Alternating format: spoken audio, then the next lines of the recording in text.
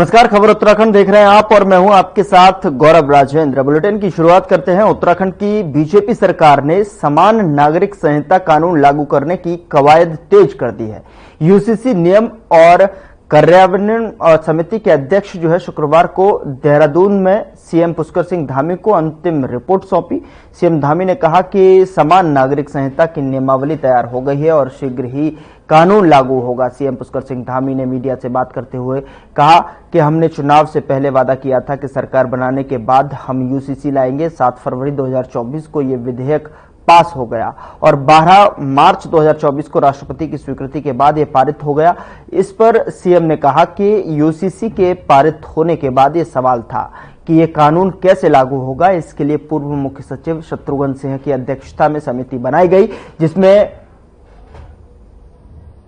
लाभार्थियों और कई लोगों ने काम किया और साथ ही जल्द ही कैबिनेट बैठक बुलाकर सरकार इस पर फैसला लेगी। ये कानून सबके लिए होगा और यूसीसी को लागू करने वाला उत्तराखंड पहला राज्य बनेगा।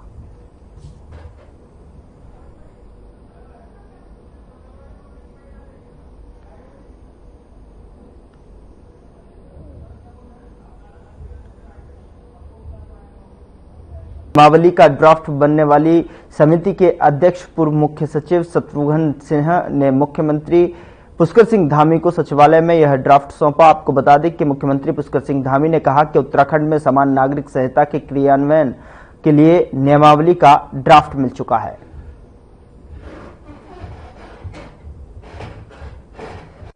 मैंने शुरुआत में ही कहा है कि ये किसी के लिए किसी के भी खिलाफ नहीं है, किसी को टारगेट करके नहीं लाया गया है और ये सबकी समानता के लिए है।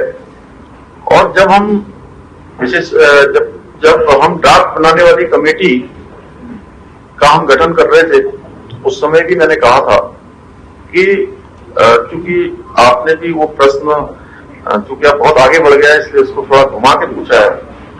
मैं आपकी बात समझ रहा हूं। देखिए, ये देवभूमि उत्तराखंड है और यहां 4 धाम है। हर स्थान पर देव स्थान है। ये सैनिक बाहुल्य हमारा प्रदेश है। देवभूमि के साथ साथ वीरभूमि भी है। प्रत्येक परिवार से कोई न कोई देश की सीमाओं पर देश की रक्षा के लिए इस उत्तराखंड के प्रत्येक परिवार से अपना योगदान दे रहा है। 2 अंतर्राष्ट्रीय सीमाओं से लगा हुआ है और हमने पहले ही कहा कि देवभूमि में हम सबके लिए एक समान कानून लाएंगे। कोई किसी पंथ का होगा, किसी वर्ग का होगा, किसी भी समुदाय का होगा और उसके लिए हमको देवभूमि उत्तराखंड की देवतुल्य जनता ने अपना आशीर्वाद दिया, अपना समर्थन दिया, अपना मैंडेट दिया। तो देवभूमि की जनता ने ही कहा है हमसे।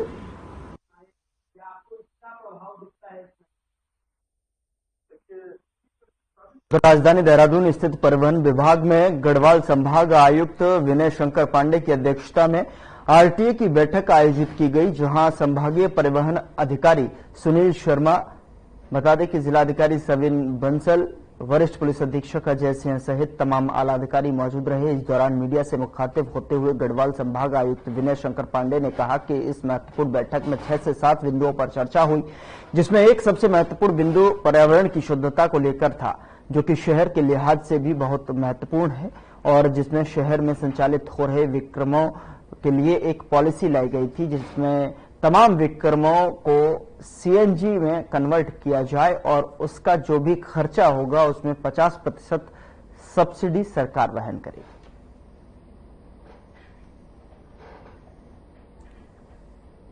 लास्ट बैठक दिसंबर में पिछले वर्ष हुई थी और बीच में लोकसभा के चुनाव और आचार संहिता और अन्य कारणों से ये बैठक नहीं हो पाई थी।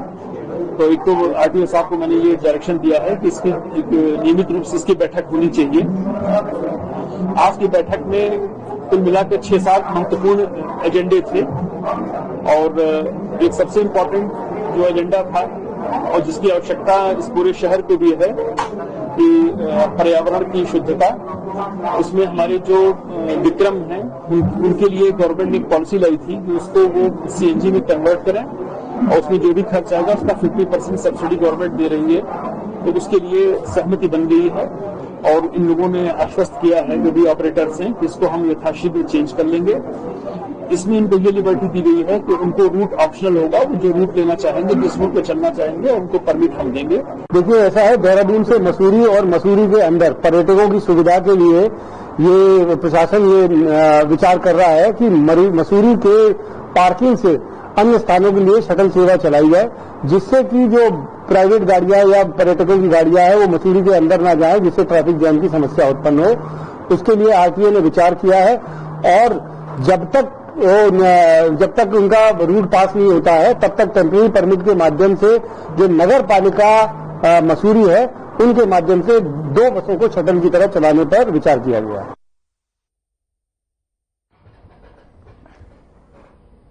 उधर अल्मोड़ा जिले के विकास खंड श्यालदे के इकू खेत में 11 सूत्रीय मांगों को लेकर क्षेत्र के ग्रामीण का क्रमिक अनशन स्थगित किया गया है। बता दें कि तहसीलदार श्यालदे दीवानगिरी गोस्वामी में क्रमिक अनशन कर रहे ग्रामीणों को आश्वासन दिया, ग्रामीणों की मांग पर जल्द उचित कार्रवाई की जाएगी।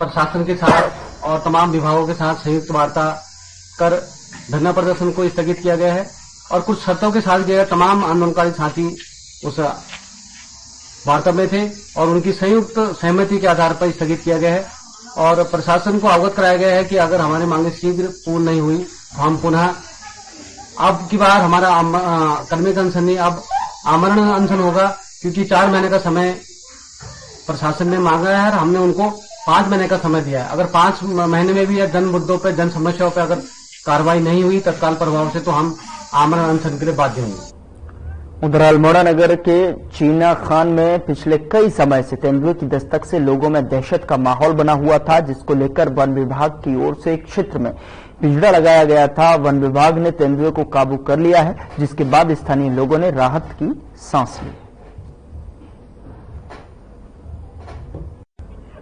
है मिशन कंपाउंड में अक्सर यहाँ पर बाघ जिस जगह पर ही पकड़ा गया, यहीं पर ये आते थे, 2-3 बाघ हैं और यहीं पर गुर्राते थे। तो हमने वन विभाग से प्रार्थना करी है कि यहाँ पिंजरा लगाया जाए। रेंजर साहब ने हमारी बात सुनी और यहाँ पर पिंजरा लगाया गया और आज सुबह ये बाघ इसमें पकड़ा गया। ये बाघ ने यहाँ दहशत कर रखी थी। अब इसका उदाहरण रामलीला जब यहाँ पर हुई तो रामलीला में क्राउड बहुत कम आने लगा, क्योंकि रात को जब बाघ आता था तो लोग डरते थे, मोहल्ले के लोग दहशत के कारण घर से बाहर नहीं निकलते थे। आज यहाँ सबको सुकून मिला हुआ है, लेकिन यहाँ 3 बाघ हैं। अभी पिंजरा और लगना चाहिए जिससे दूसरे बाघ भी पकड़े जाएं और यहाँ पर शांति रह सके। पिछले कई महीनों से चीना खान और आसपास के क्षेत्रों में दहशत फैला रखी थी और रात के समय विचरण कर रहा था। 2 दिन पूर्व यहाँ वन विभाग द्वारा पिंजरा लगाया गया मिशन कंपाउंड की क्षेत्र में और आज प्रातःकाल ये सूचना मिली कि पकड़ा गया। इसके लिए हम वन विभाग का धन्यवाद करते हैं, क्योंकि लोगों को इससे काफी दहशत हो रही थी और उनका घर से निकलना मुश्किल हो रहा था। हम पुनः वन विभाग का धन्यवाद करते हैं। यहाँ के क्षेत्र के लोगों का कहना है कि अभी 1-2 बाघ इस क्षेत्र में और विचरण कर रहे हैं।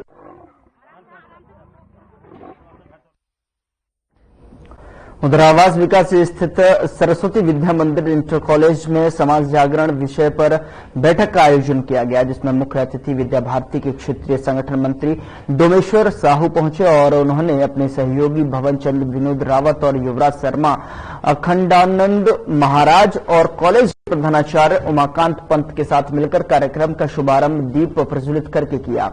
बता दें कि बैठक में 5 परिवर्तन को लेकर विचार विमर्श हुआ। डोमेश्वर साहू ने बताया कि सामाजिक समरसता, परिवार प्रबोधन और स्वदेशी अपनाना, नागरिक कर्तव्य और पर्यावरण संरक्षण के पथ पर चलकर समाज का समग्र विकास किया जा सकता है। इसके लिए जागरूकता फैलाने की आवश्यकता है।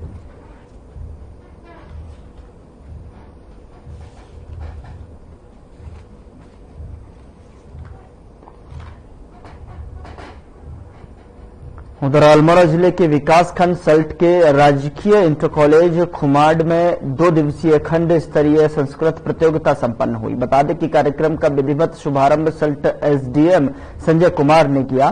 कार्यक्रम के पहले दिन कनिष्ठ वर्ग समूह गान, संस्कृत संस्कार, आशुभाषण और नाटक में संस्कार भारती संस्कृत विद्यालय झीपा, समूह नृत्य में राजकीय उच्चतर माध्यमिक विद्यालय कफल्टा, श्लोकोच्चारण वाद विवाद में संस्कृत पीठाश्रम मानिना ने बाजी मारी है। वरिष्ठ वर्ग में समूह गान में राजकीय इंटर कॉलेज देवायल और समूह नाटक आशुभाषण वाद विवाद में संस्कार भारती संस्कृत विद्यालय झीपा प्रथम रहे हैं।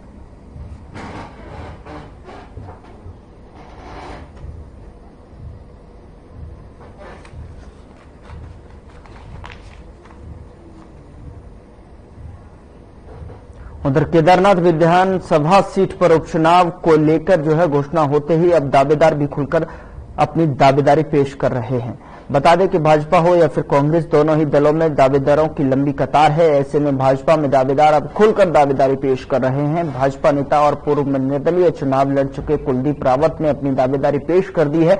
उन्होंने कहा कि केदारनाथ की जनता उन्हें समर्थन कर रही है और अगर भारतीय जनता पार्टी उन्हें टिकट देती है तो वह 40,000 से ऊपर वोट लाने में सफल होंगे। वहीं कुलदीप रावत ने अपनी दावेदारी के साथ ही भाजपा की टेंशन भी बढ़ा दी है। उन्होंने निर्दलीय चुनाव लड़ने को लेकर कहा कि यह उनके समर्थकों पर निर्भर करता है और टिकट की घोषणा के बाद निर्दलीय चुनाव लड़ने के बारे में विचार होगा।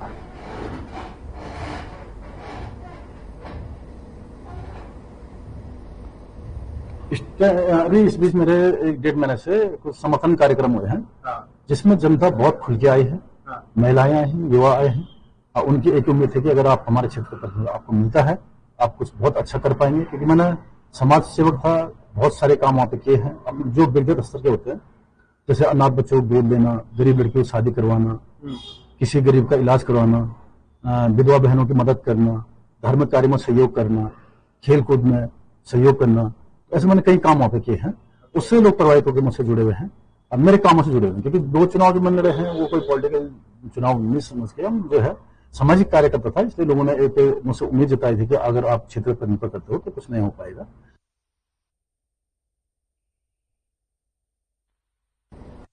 उधर मुख्यमंत्री पुष्कर सिंह धामी ने उत्तर प्रदेश और उत्तराखंड के पूर्व मुख्यमंत्री नारायण दत्त तिवारी की जयंती और पुण्यतिथि पर श्रद्धा सुमन अर्पित कर श्रद्धांजलि दी। बता दें कि मुख्यमंत्री ने कहा कि उन्होंने प्रदेश को औद्योगिक उन्नति की राह पर अग्रसर करने में महत्वपूर्ण भूमिका निभाई।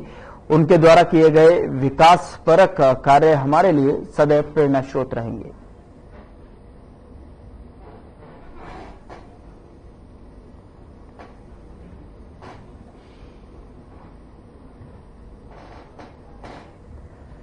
विधायक राम सिंह केरडा ने भीमताल में प्रेस वार्ता कर जमरानी बांध परियोजना के लिए मुख्यमंत्री पुष्कर सिंह धामी का आभार व्यक्त किया है। इस मौके पर विधायक केरडा ने कहा कि जमरानी बांध बहुउद्देशीय परियोजना बनाने की मांग वर्षों से की जा रही थी, जिस पर मुख्यमंत्री और सांसद ने परियोजना को स्वीकृति दी है। उन्होंने साथ ही कहा कि परियोजना में प्रभावित परिवारों को प्रतिकार, पुनर्वास और पुनः स्थापना सहायता वितरण कर दी गई है। परियोजना से प्रभावित 1267 लोगों को 4,79,84,18,000 की किस्त वितरित की जानी है, जिसके तहत सीएम धामी ने 494 प्रभावितों को 1,95,51,67,000 की धनराशि उनके खातों में डाली है।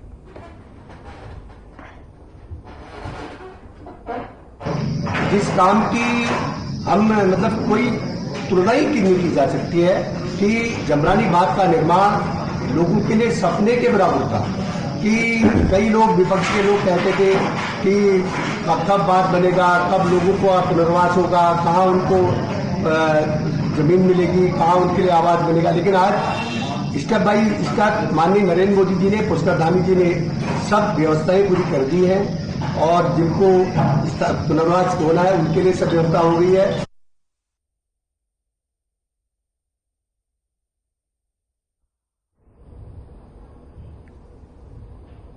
उधर बीजेपी ने केदारनाथ विधानसभा सीट पर उपचुनाव के लिए प्रत्याशियों के नामों का पैनल केंद्रीय संसदीय बोर्ड को भेज दिया है। पैनल में पूर्व विधायक आशा नौटियाल, कुलदीप रावत, कर्नल अजय कोठियाल और पूर्व विधायक स्वर्गीय शैला रानी रावत की बेटी ऐश्वर्या रावत समेत कुछ और नाम भी शामिल हैं। बीजेपी के प्रदेश अध्यक्ष महेंद्र प्रसाद भट्ट ने बताया कि पैनल में 9 लोगों के नाम केंद्रीय संसदीय बोर्ड को भेजे गए। उन्होंने कहा कि पार्टी संगठन बूथ और पन्ना स्तर तक चुनाव लड़ने और रिकॉर्ड जीत दर्ज करने के लिए पूरी तरह तैयार है। कि हर चुनाव में जीत और हार के बाद समीक्षा होती है। अनेकों कारक उसके निकल कर आए हैं, उन कारकों की पुनरावृत्ति न हो इस दिशा में रचना तैयार की है। इसलिए हमारे ये 2 माह पूर्व भी अपने चुनाव प्रबंधन की पूरी कोशिश कर दी थी। पूरी टीम क्षेत्र में है। बूथ प्रबंधन की अपनी जो रचना है उसको हमने प्रभावी रूप से स्थापित किया है। मुख्यमंत्री के कार्यक्रम हुए हैं, हमारे जो प्रभारी मंत्री सौरभ भगवान उनके द्वारा भी कार्यक्रम तय हुए हैं और जिन कार्यकर्ताओं को हमने उस प्रबंधन कमेटी में जोड़ा है ऐसे सभी कार्यकर्ताओं को अपने वहां दिया है। आगामी दिनों के अंदर जो वहां से कुछ फीडबैक। उत्तराखंड की केदारनाथ सीट पर होने जा रहे उपचुनाव की तारीखों की घोषणा होने के साथ ही राजनीतिक दलों द्वारा जनता के बीच में जाने का काम शुरू हो गया है। सत्तारूढ़ बीजेपी और मुख्य विपक्षी दल कांग्रेस अपनी जीत के दावे कर रहे हैं। आपको बता दें कि वहीं पूर्व कैबिनेट मंत्री रहे हरक सिंह रावत का भी नाम केदारनाथ सीट पर प्रत्याशी के रूप में इस समय सोशल मीडिया पर खूब वायरल हो रहा है। केदारनाथ उपचुनाव को लेकर हरक सिंह रावत ने कहा कि मुझे अपनी क्षमता पर कोई शक नहीं है। उन्होंने कहा कि अगर मैं चुनाव मैदान में आता हूं तो बीजेपी चुनाव जीतने के लिए मेरे पीछे हजारों लोगों की टीम लगा देगी। वहीं हरक सिंह रावत के इस बयान को लेकर भाजपा प्रदेश अध्यक्ष महेंद्र भट्ट ने हरक सिंह रावत के बयान पर तंज करते हुए कहा कि खुद हरक सिंह रावत ने अगर शब्द का इस्तेमाल करके अपने ऊपर प्रश्न चिन्ह लगा लिया है। उन्होंने कहा कि कांग्रेस का कोई भी प्रत्याशी अगर चुनाव मैदान में खड़ा होता है तो उसे भी हार का सामना करना पड़ेगा।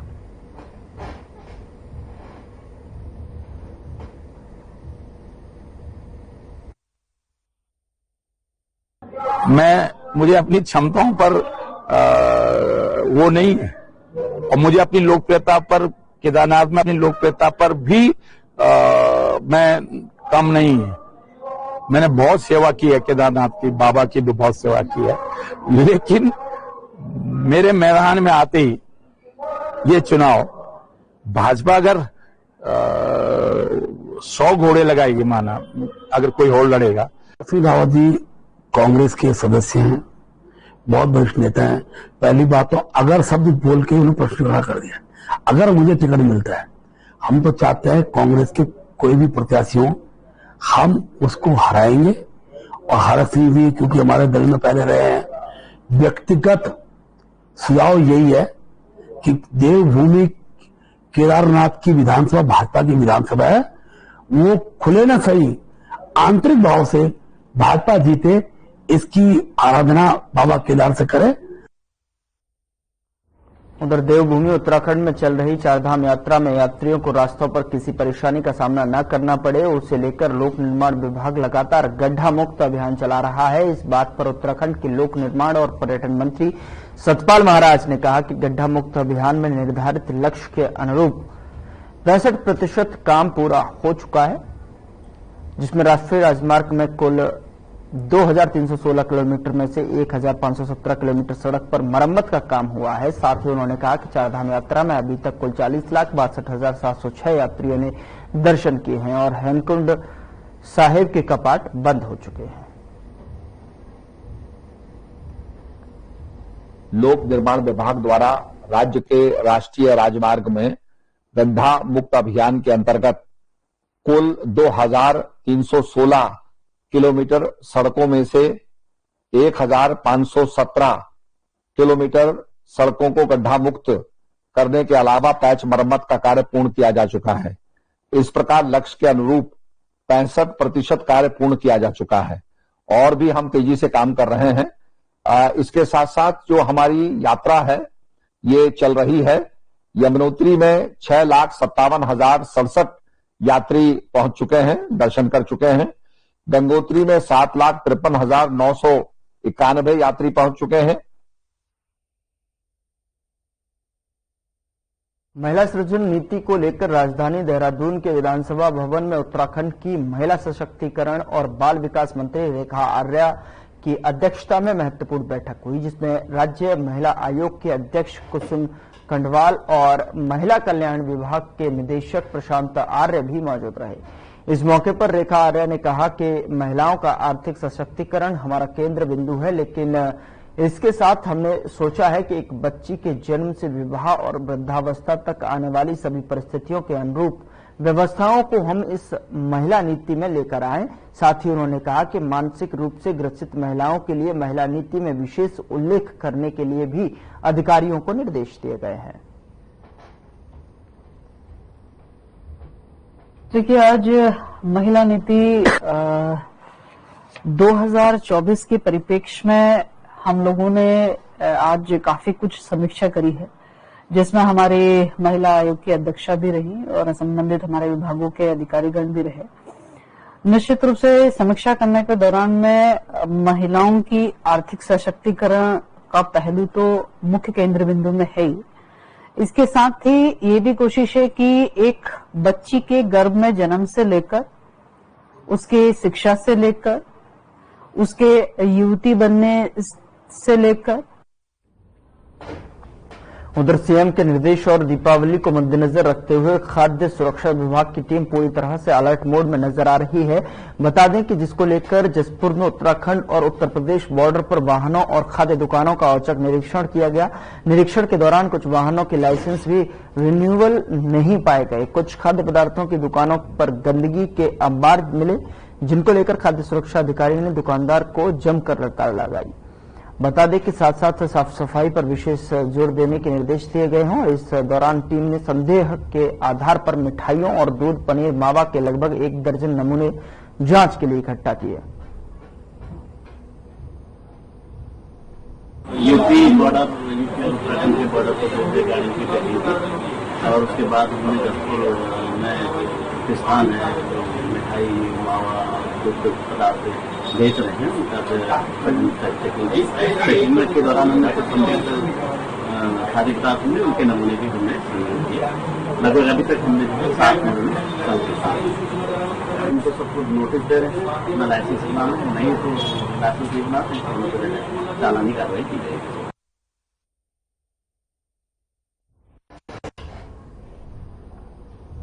खबर ऋषिकेश से है, जहां शरद पूर्णिमा के अवसर पर मधुबन आश्रम में भव्य जगन्नाथ रथ यात्रा निकाली। बता दें कि रथ यात्रा का शुभारंभ कैबिनेट मंत्री प्रेमचंद्र अग्रवाल, कैबिनेट मंत्री सुबोध उनियाल और मधुबन आश्रम के महंत परमानंद दास महाराज और साधु संतों ने किया। दोनों कैबिनेट मंत्रियों ने रथ पर सवार बलदेव, सुभद्रा और कृष्ण भगवान को 56 भोग लगाया और उनकी विधिवत पूजा अर्चना के बाद राज्य की खुशहाली को लेकर प्रार्थना की गई। वहीं रथ यात्रा में ऋषिकेश के साथ आसपास के इलाके से सैकड़ों भक्त शामिल हुए, जिन्होंने अपने हाथों से भगवान जगन्नाथ के रथ की रस्सी को खींचकर पुण्य लाभ प्राप्त किया। आज 27वीं रथ यात्रा पे भगवान जगन्नाथ रथ पर आरूढ़ हुए हैं। ये बहुत ही आनंद उत्सव है। हजारों लाखों लोग जगन्नाथ जी के स्वागत में खड़े हैं और कहते हैं रथ पर जो भगवान जगन्नाथ का दर्शन करता है तो उसके जन्म जन्मांतर के पाप नष्ट होते हैं।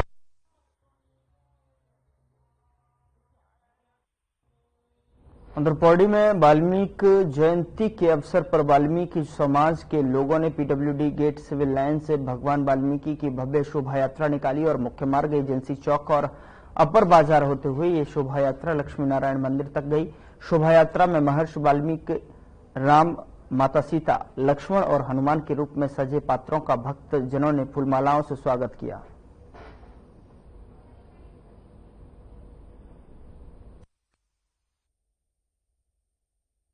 और जैसे 10 वर्षों की बात इस वर्ष भी आप देख ही रहे हैं, भगवान वाल्मीकि शोभा यात्रा चल रही है और शोभा यात्रा में ये हमारा अखाड़ा होता है, रोड शो होता है, भगवान वाल्मीकि की झांकी निकलती है, सीता माता होती है, लव कुश होते हैं और मैं इस भव्य शोभा यात्रा में एक हमारा त्योहार वाल्मीकि प्रकट उत्सव है और जिसके बारे में आपको पता ही है, महर्षि वाल्मीकि जी ने काफी ईसी पूर्व पे उन्होंने रामायण की रचना कर दी थी और इसका उल्लेख हमेशा रामलीला में भी किया जाता है।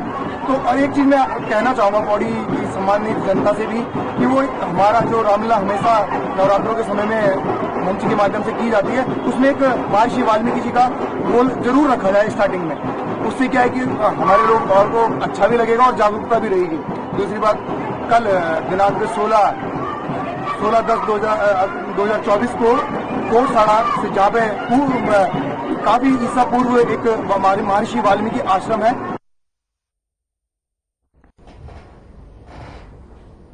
फिलहाल बुलेटिन में इतना ही। नमस्कार।